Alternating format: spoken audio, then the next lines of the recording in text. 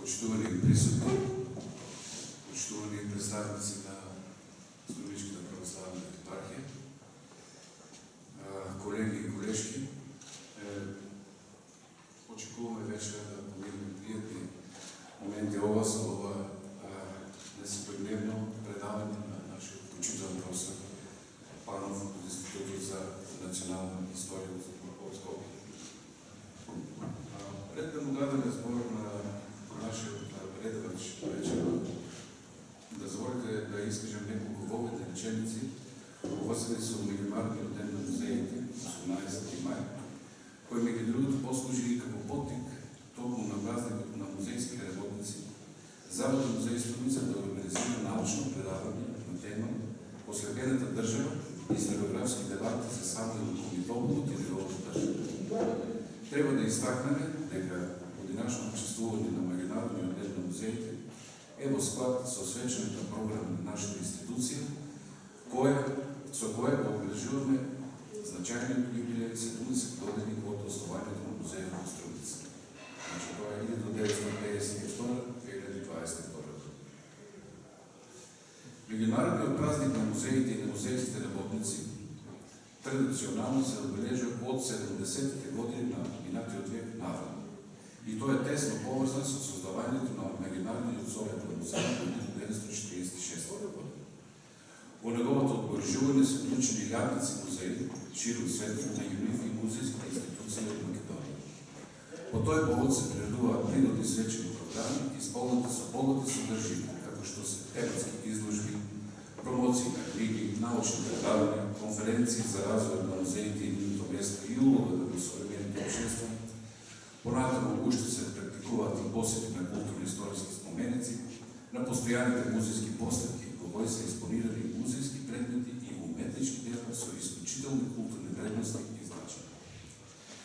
Нашата институција, Завод и музеј Столица, исто така во изминатите години го обележува 18 мај, празникот на музејските работници, и по тој повод приредува соодветни свечени програми со различни содржини. Вечерва ја користам оваа прилика на музејските работници од нашата институција, на музејските работници во Република Македонија, както и на музејските работници широм светот, да им почеститам 18 мај Меѓународниот ден на музеите. Повод за да се приреди научно предавање на тема "Ослепената држава" и историографски дебати за Самуил Комитополот и неговата држава произлезе од содржината на истоимената книга на професор доктор Митко Панов, која на македонски јазик се издаде минатата година од страна на Институтот за национална историја при Универзитетот Свети Кирил и Методий во Скопје.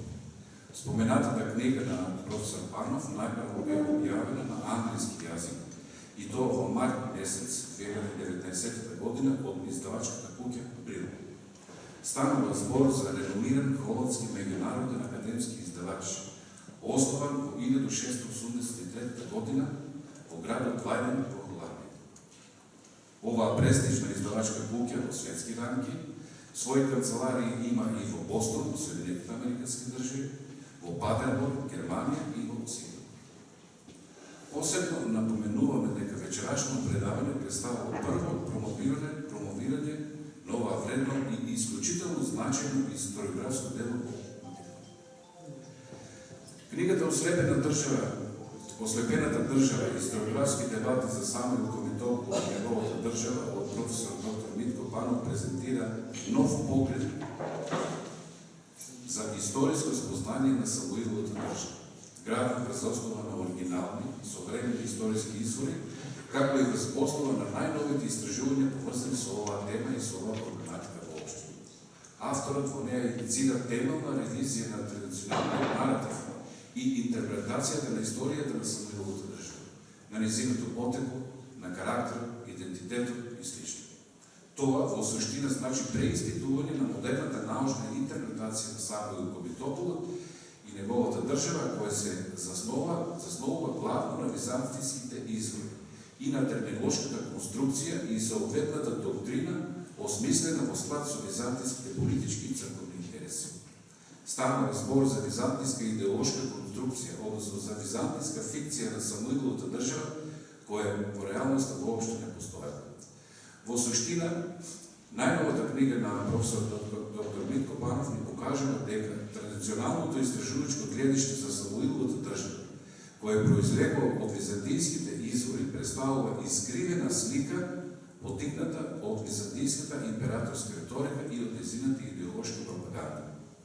Ова е важно да се има предвид, затоа што дури и денес, во актуелниот миг, од различни средини се уште се оспорува македонскиот културно-историски континуитет и идентитет.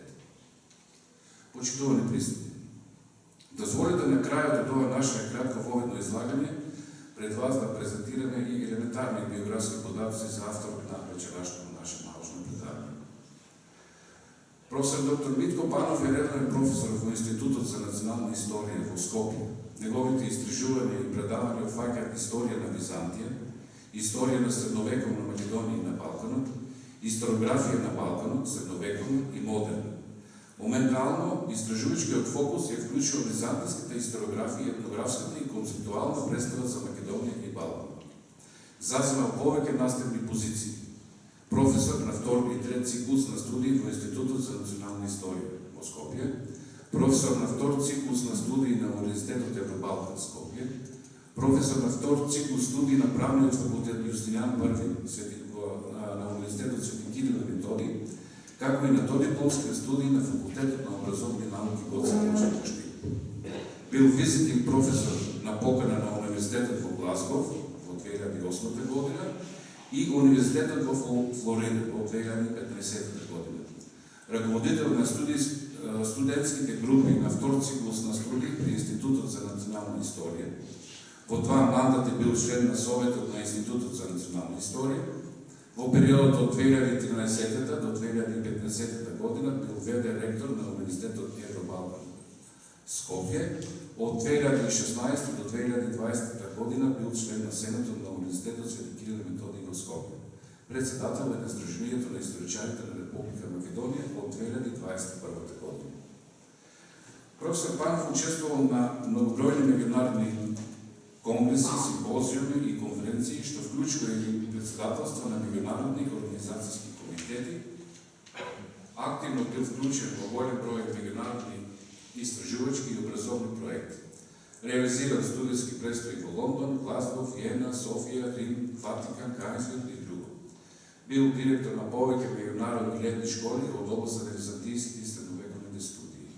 Бил уредник на повеќе меѓународни зборници и научни списања. Учествувал како стручен консултант и редактор во подготовката на повеќе документарни емисии и публикации од областта на византијската и средновековната историја. Добитник е на највисоката годишна награда на градот Струмица, Свети 15 Теодолски маченици во 2008 година. Има објавено повеќе од 60 студии во книги и списања. Негова последна книга е Ослепената држава, историографски дебати за самиот комитопол и неговата држава. Навистина представа посебна чест и привилегија да бидам дел од прославата на 70 годишнината од Заводот музеј Струмица и да се одбележи денот на музеите. Молбата на музеите, како што нашата колегија дефинирале, најпрво би сакал да изразам благодарноста на директорот на музеот Завод музеј Манчо Сакулов, на драгиот пријател Васил Георгиев и Зоран Луја, кој што инициира ова предавање и возложија да бидеме дел од оваа манифестација. Почитувани присутни, почитувани представници на Македонската православна црква во Христска епископија, драги роднини, пријатели и сродници. Тешко е да се предава за еден период кој што опфаќа повеќе од 1000 години. Ќе се обидам да не бидам досаден, ама истовремено да опфатам колку што можам повеќе, малку амбициозно пристап и се надам дека ќе успеам да 40 на минути нешто од ова.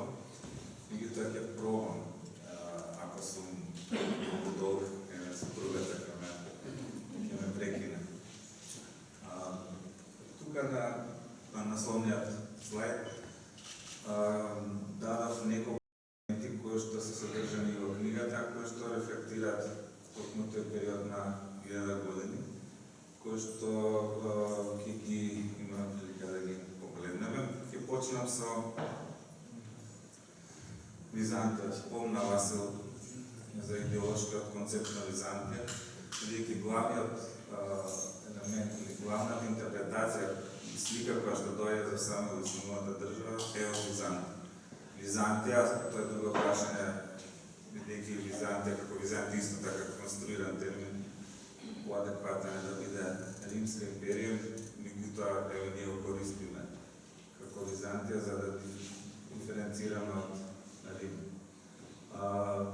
И тука постои неколку прашања кои што се засновени на таа интерпретација на модерната интерпретација, бидејќи византиските извори ќе видиме подоцна кажуваат нешто друго од ова што ги поставам како интерпретативни прашања, односно сублимирани прашања произлезени од модерната интерпретација од 19 век, кои што се провлекле до ден денес. Тие причини ќе дадам одговор на овие неколку прашања со тенденција да колку што можам поблиску доловам тоа, бидејќи е комплицирана анализата, критичката анализа на изворите. Меѓутоа, овие се тие концептуални прашања, дали навистина самиот било кога нарекува својата држава Бугарија, а своите поданици Бугари, дали може да се најде изворно сведоштво кое што ќе потврди дека современиците на самиот, тоа е многу важно да се истакне, именуваат државата така и субјектите како бугари, и дали навистина цар Само се стрема во било кој период од неговата владење да го продолжи бугарското царство и да претендира на државните бугарски царски традиции. Да видиме што зборуваат изворите. Ова се современици, повторам, на само, бидејќи главниот опис на самата држава доаѓа после 80 години од неговата владење. Така што има голема разлика од тоа како се интерпретира од хронолошка дистанца, од она што како се интерпретира во време на неговото екзистирање. Ова е Лав Ѓакон, византиски автор, кој што е современик на Самуил, кој што, како што може да видите во извадоците кои што ги има на слайдот, вели дека ги идентификува Самуиловите војници како мизи, кои што пак ја уграбувале земјата на македонците. Значи, мизите ги напаѓаат римјаните, а земјата ја идентификуваат како земја на македонците, и тие се тие елементи кои што треба да ги запомнеме. Се работи, значи, за период 986, на кој што Лав Ѓакон, треба исто така да се истакне, бил непосреден сведок на настаните. Значи, учествува во самата битка и го придружува императорот Василий II, и оттаму неговото сведоштво е најрелевантно, може би да се каже. Друг автор, кој што византиски автор, кој што бил воен генерал, а потоа како казна бил испратен во манастир и во тој духовен амбиент ги составил неговите поеми. Многу интересен автор во принцип, бидејќи пишува наративот му е како поеми, меѓутоа тешко е да се дешифрираат неговите поеми, меѓутоа праќа многу јаки пораки преку нив. Во секој случај, ова е една позната поема за Комитополот, каде што не го спомнува само како по име, туку единствено како Комес или Комитопол. И го идентификува или го поистоветува со Комета, и тоа е интересен момент каде што всушност се прави игра на зборови. Комета, Комит, Комес, за да се замаскира идентитетот на само. Значи, повторно го немаме ние ниту кај Лав Ѓакон името на Самуил, ниту неговата титула, ниту владател, ниту Самуил се спомнува како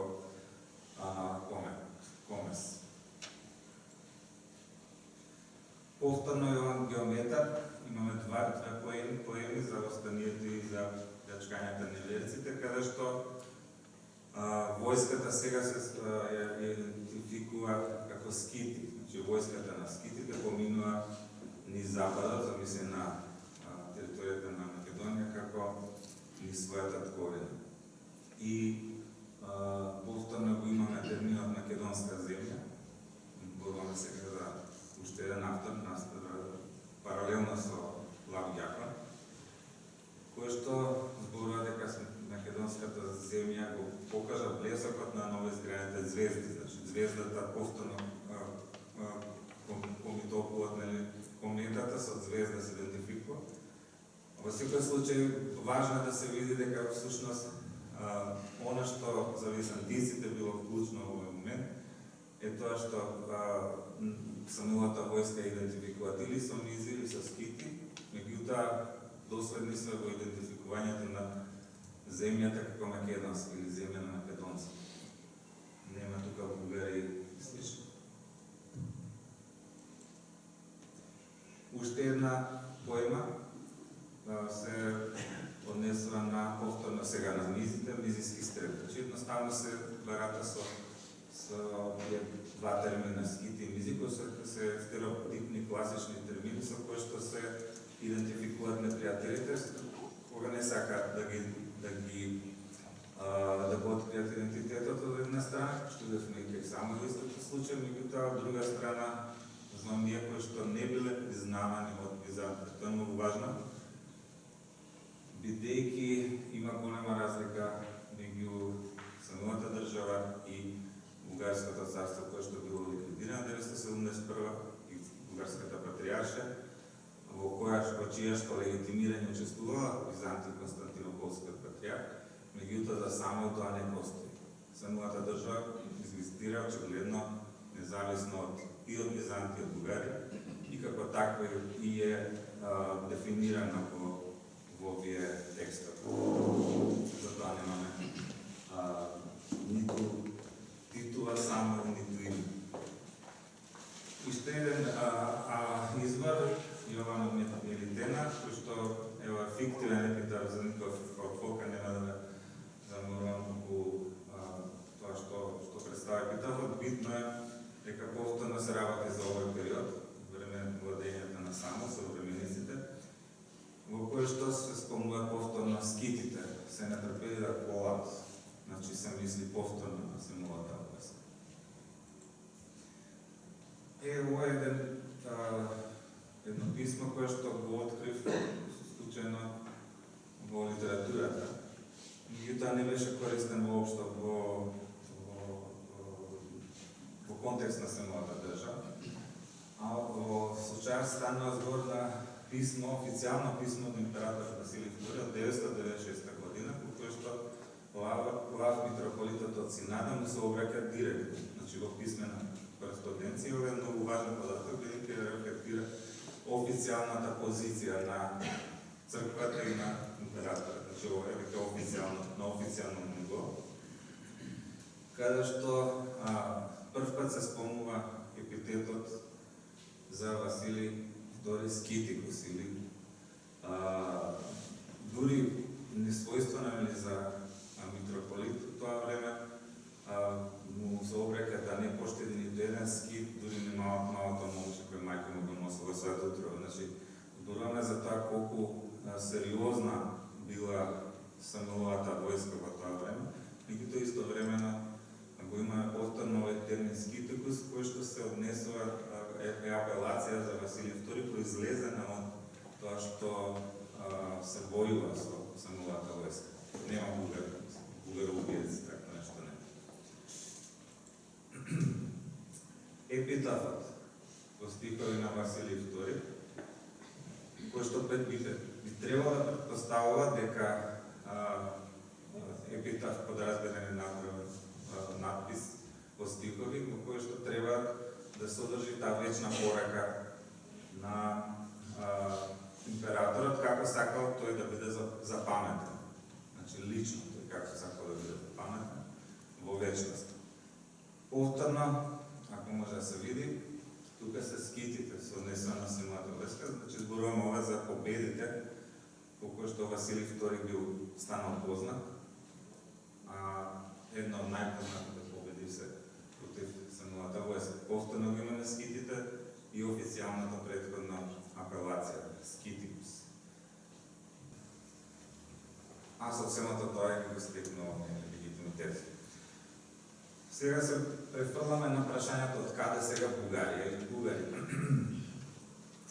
Заслужен за тоа е Василий Скитикус, кој што сакал вечно да биде запаметен како Василий победникот на скитите, како што видевме на епитафот. Меѓутоа, во интерес на тоа да ја интегрира самата држава и црква, првенствено црква, направи идеолошки конструкт.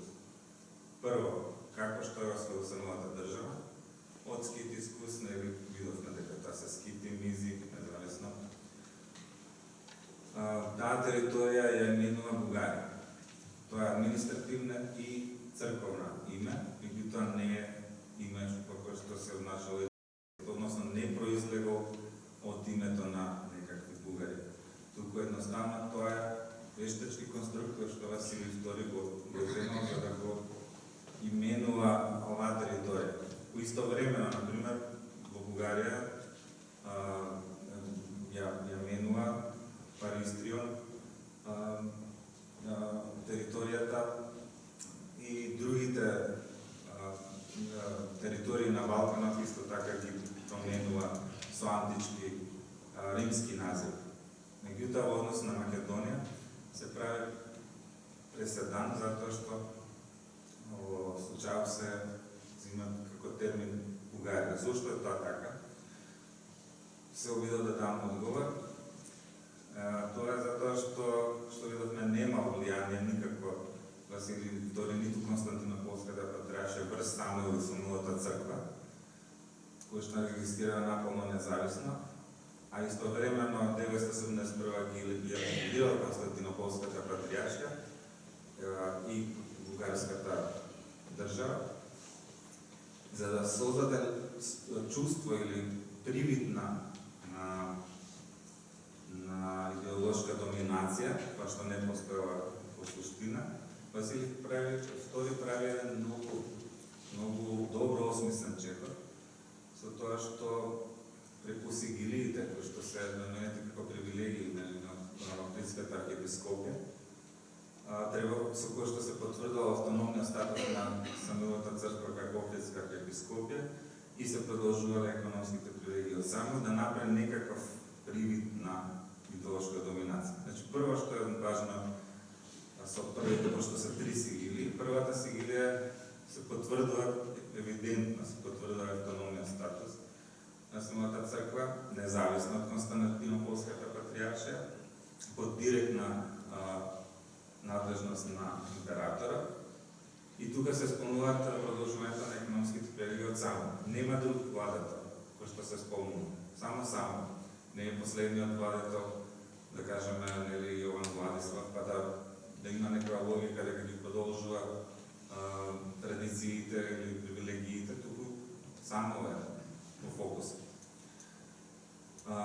Затоа евидентно дека првата сигилија го идентификува само како основач на црквата, што екзистирала независно од Константинополската патриаршија. И на тој начин со првата сигилија тој упатил дека ќе ги продолжи овие привилегии од само истовремено ќе ги стави под некоја капа на Ризани. Затоа што сакала едноставно да идеолошки да направи континуитет, каде што го нема и самата црква. Го нема. Како тоа го направил?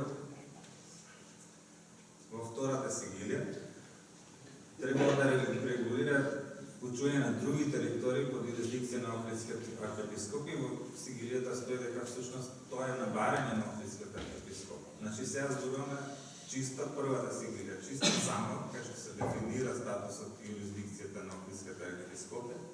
Втората сигилија приклучување на други територии на барање на Охридскиот архиепископ. Тука се века оние традиционалните бугарски територии. И затоа се спомнува во втората сигилија бугарска цар Петар, а повторно не се спомнуваат нити Симен, нити Борис Тој, бидејќи Петар е символот на таа идеолошка доминација која што има Византија.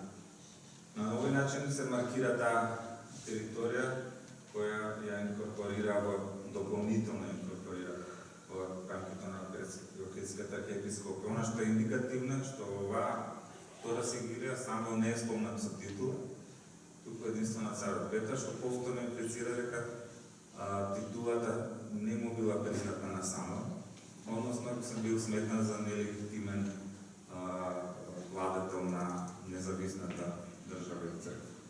За да направи дека Византија имала идеолошка доминација и континуитет, тој е правил идеолошки спој и тоа го прави на тој начин што ги интегрира териториите на поранешната Семова црква. Видовме првата сигилија, тоа го дефинира од водство на само, и поранешната бугарска патриаршија, во чие што легитимирање и укинување учествува во Константинополската патриаршија. И сите тие двете територии на двете царства се ставаат под юрисдикција на Охридската архиепископија. Тоа е таа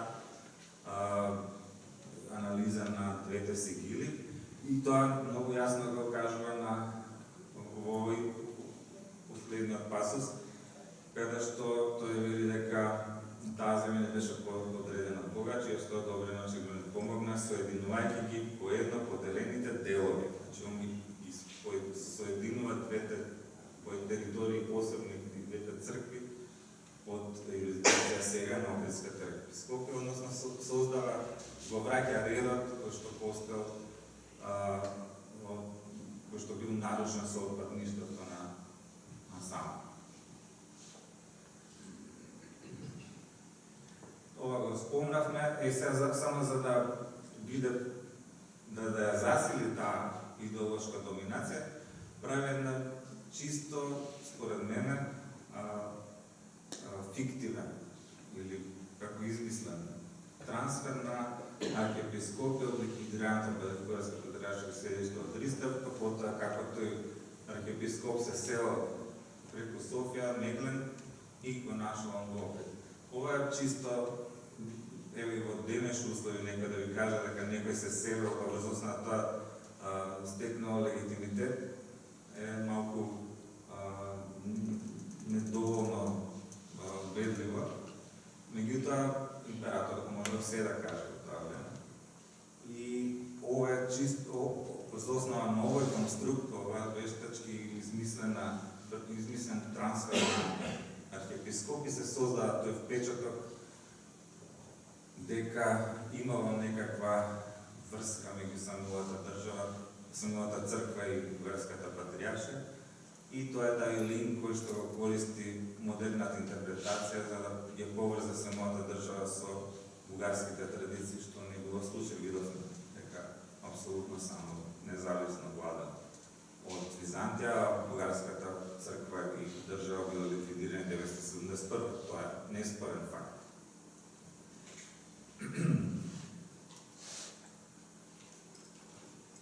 Интересно што како последица на овој административно црковен термин кој што го конструира во сите истории, веќе со тек на време, на почетокот не повторно се спомнуваат кога се зборува за само на Мироника од село, сите тие се правници во Византиската империја, многу влијателни кои што исто така ги нарекуваат скити.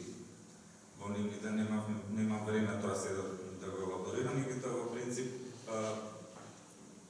постои повторно таа тенденција да се идентификуваат самата држава и самата војска со терминот скити од највлијателните византиски автори во тоа време, во првата половина од 11 век, за да како резултат на оние восстанија во Македонија на Петар Ден и Георги Војтек, повторно се реактуализира прашањето околу легитимитетот.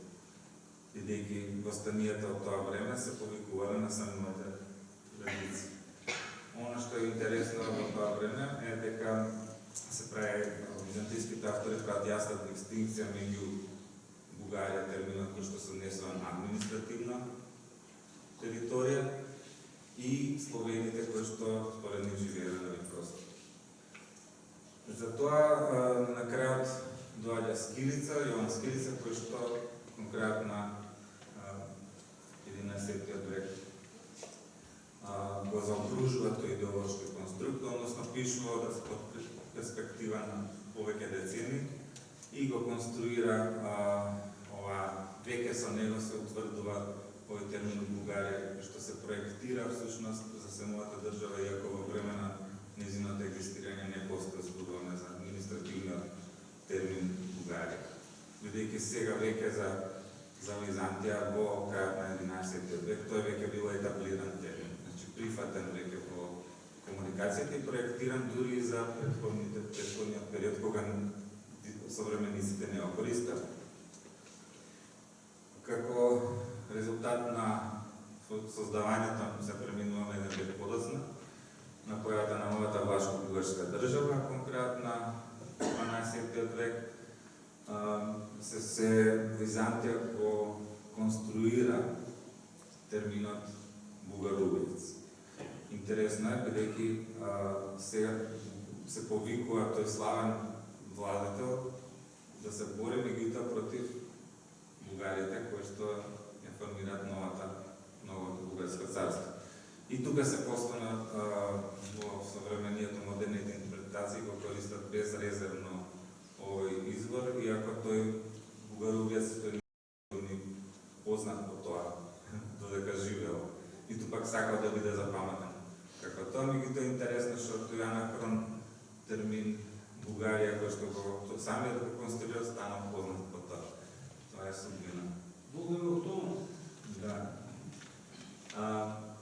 Интересно е тука на време дека самите лидери на Второто бугарско царство ги користат византиските автори, подоснежните зборувам од 11-12 век, за да ја легитимират сега пак новата држава, новото царство. Се обраќаат до римскиот папа, па тврдат дори дека римскиот папа бил инволвиран во пронесувањето на Петар, Самуил, па дури и на Симеон.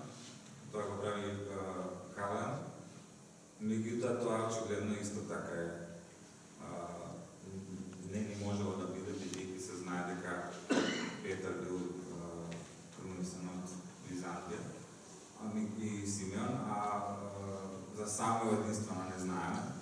Сега тука останува единствено прашањето дали треба да се ведува на овој податок дека Рим го пронесел Самуил или е повторна таа вештачка конструкција, бидејќи секогаш се измислува работи за да се легитимираат и државата, и црквата, и да се легитимираат и територијалните претензии во случај автономска епископија. Она што е интересно е дека римскиот папа не ги признал веднаш тие тврдења на Калајн, туку рекол дека ќе ги прочита, ќе види во регистрите собствени дали ги има тие, меѓутоа никогаш такво нешто не е потврдено во преписката што постои, освен во писмото до унгарскиот крал Емерих, каде што пак се користи ова тврдење на Калајн за да се оневозможат панимните територијални инспирации кон Балкан. Значи, сето тоа е манипулација со историските извори. Добро, значи, професор, ова е прва официјална промоција на вашата најнова книга Ослепената држава. Слушнавме дека е пред година дена излезен од печат. Зашто прво ме интересира зашто толку време се чекаше на една официјална промоција. Значи, публикуване публикацијата во крајот на декември и овој настан беше такав, доста пригоден за да може да се направи преку предавање, бидејќи концептот на публикацијата е превод од англиски на македонски јазик. Првично е објавена 2019 година во издавачката куќа Брил И концептот таму е поинаков, таму нема рецензенти, туку е анонимни рецензенти кои што не може нели да се повикаат за промотори. Така што затоа решив да биде на овој начин и ја со задоволство ја прифати поканата на музеот Струмица да бидам привилегиран да бидам дел од оваа манифестација 70 години од основањето. Символичен наслов, Ослепената држава. Колку овој документ, оваа книга, Ослепената држава, може на некој начин да ни го разбистри видот или видувањето за цар Самуил? Па да, се обидов, доста работев на книгата, 10 години истражувањата, 5 години интензивно работев на книгата, во која што се обидов да дадам еден преглед од над 1000 години, значи од период на Византија па се до 2014 година, кога беше прославата на 1000 години од смртта на Самуил, и како низ различните периоди историски се интерпретирал Самуил различно, или пак зборуваме за 19 век, како од сите балкански земји се присвојува во контекст на македонското прашање, односно во контекст на легитимирање на територијалните претензии кон Македонија. Тоа е клучно прашање кое што го адресирам, бидејќи самиот по себе дел од македонското прашање. И сега продолжаваме видовме, слушнавме дел од вашето предавање, дека секој си зема дел или заслуга или си го припишува Самуил како свој. Може ли да кажеме, може ли да го идентификуваме? Чиј е цар Самуил? Интересно прашање. Јас се обидов да ги деконструирам сите овие теории, бидејќи влечат корени од 19 век. Меѓутоа, она што е клучно е во контекст на Македонија, Охридско-Преспанските краишта, Југозападна Македонија, кој што било јадро на самата држава. Таа идеолошка програма или политичка програма врз која телемела државноста Самуил. И сите тие традиции постојано биле присутни на овие простори, за разлика од другите држави кои што после, да речеме, крајот на Византија веќе се забораваат, односно Самуил е заборавен или игнориран во традициите, што не е случај, да кажеме, во овој регион на Македонија, Охридско-Преспанските краишта, каде што бил присутен и култовите кои што ги донел Самуил, нели, од Свети Јахел, од Лариса, од Свети Трифун, од Котор и така натаму, и Свети Климент како дел од традициите во Охрид. Така што, ако го земеме предвид тој континуитет, заедно со континуитетот од Асном, кога претходно од Мисирков, па потоа Асном со издигнувањето на Самуил како дел од македонската државност, традициите се тука и тоа е тоа. Друг аспект сега, како што спомнав и претходно, значи Самуил е самиот синоним за Македонија и сите тоа го признавале. Дали сега тоа ќе се користи од политички или други интереси, тоа е друго прашање, односно дали ќе се етнизира Самуиловата држава. Актуелен е Самуил во последните неколку години. Треба ли воопшто да конкретизираме конкретно на она што сега се случува помеѓу Македонија и Бугарија, историската комисија, разговорите и преговорите. Треба ли воопшто да се разговара за Самуил и како треба да се поставиме ние како држави, како треба да се водат сите овие разговори? Па, јас повеќе пати сум кажал, значи преговорите не може историјата да се преговара. Значи, една нација, било која нација во светот, си има свое право и неотугива право за свој националитет, кој го граделе врз основа на традиции, не е тоа измислен наратив.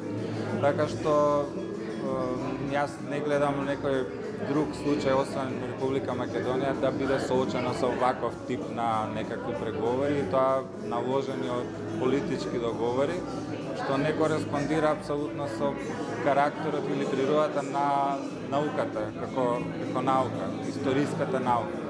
Од тие причини сметам дека да, може да се разговара во рамките на комисии, меѓутоа тоа да биде на ниво на европските вредности, како што е германско-украинската, да речеме, комисија, германско-полската, кои што со децени разговарат, меѓутоа разговарат на рамноправно ниво со европски вредности, гледаат како да се гледа на Европа заеднички, на светот заеднички, а не да се гледаат да се реинтерпретираат националните наративи кои што се дел од идентитетот на секоја нација. Значи ли ова дека треба да се поддржи идејата за заедничко чествување на цар Самуил, па и на другите историски личности? Па, јас не би рекол дека може тоа да се дефинира со политички договор, бидејќи да се даде историски карактер на заедничкото чествување е нешто што излега од рамките на науката.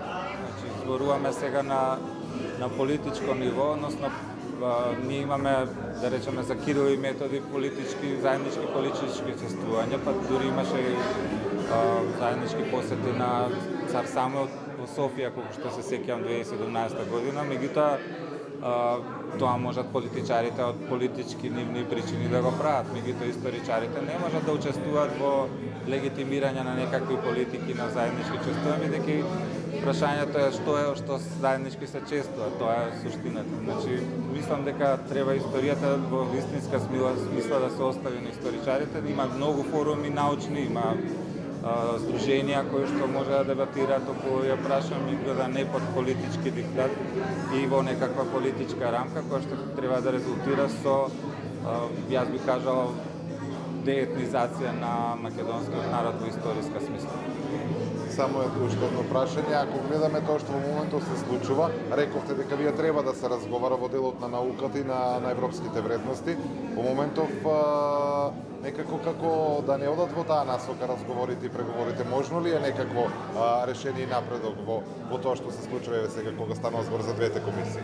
Јас не сум упатен во тоа треба да ги прашате членовите на комисиите, меѓутоа јас постојано патувам повик на нашите колеги да дебатираме, да се соочиме меѓу нас самите, да дискутираме на научно ниво и да ги деконструираме конструктите, како што скажав и на предавањето.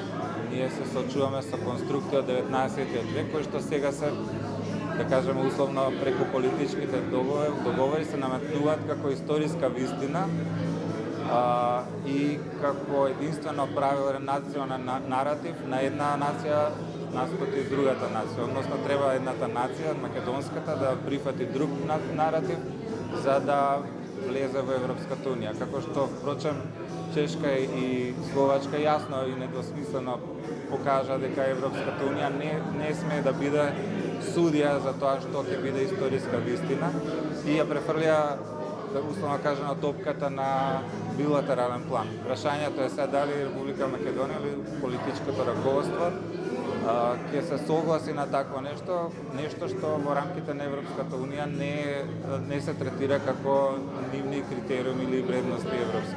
Така што историјата не сме да се политизира, поготово она што се инсистира да сето тоа влезе и во учебниците и тоа е, мислам дека единствено, како да кажам, нешто што е оригинално Македонија во европски и светски рамки.